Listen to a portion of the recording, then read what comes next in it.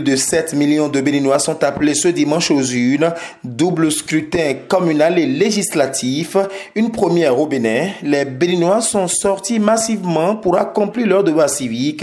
Dans tous les bureaux de vote sillonnés ce matin, ce double scrutin communal et législatif se déroule sans incident majeur. Ici, au centre de vote de l'école primaire publique Sékou Centre, l'honorable Lucien Kokou-Wimbo a accompli tôt ce matin son devoir civique. Nous sommes dans une année électorale, c'est la toute première fois que le Bénin a opté pour les élections générales.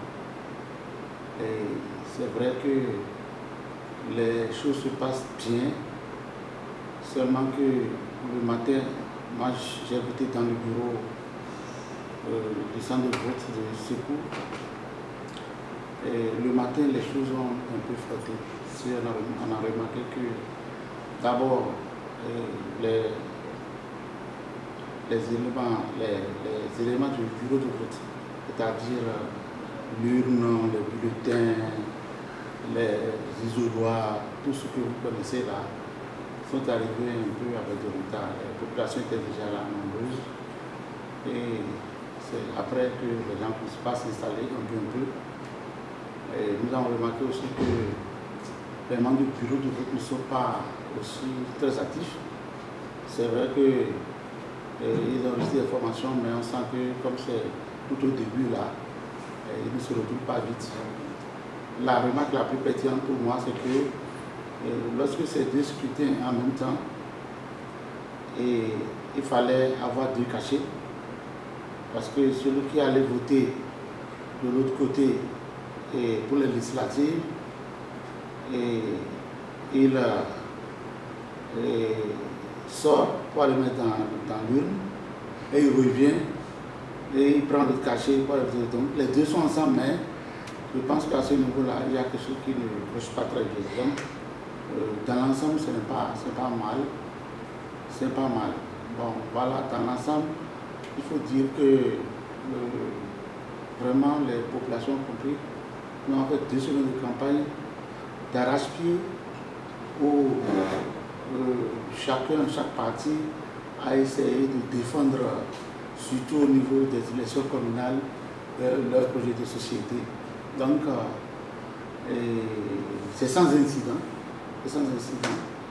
Et c'est de bonne guerre aussi, puisque, bon, on se taquine et quand on se rencontre dans les meetings, bon, on s'amuse. Donc c'est pour vous dire que c'est vrai, c'est la propagande. Chacun dit ce que lui est capable de faire pour les populations pour les 7 ans à venir. Bon, si je peux dire dans l'ensemble, c'est bon. C'est pas mal. Après ce vote, l'honorable Lucien Kokou-Wimbo a invité les populations qui tiennent encore les pas à sortir pour l'exercice. Pour moi, c'est de leur demander de sortir massivement parce que c'est la seule occasion que le peuple a pour se prononcer sur leurs dirigeants. Donc, si le peuple ne sort pas pour aller accomplir ce devoir, c'est d'autres personnes qui vont l'accomplir à leur place et peut-être que le choix ne serait pas leur choix.